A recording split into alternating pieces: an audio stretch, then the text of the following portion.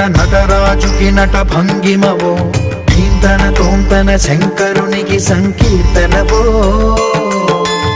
ఈశ్వరుడే అనునిత్యం తనలో తలచుకునే ఓంకారమువో, శివ హృదయం కరిగించే ఆ పంచాక్షరివో.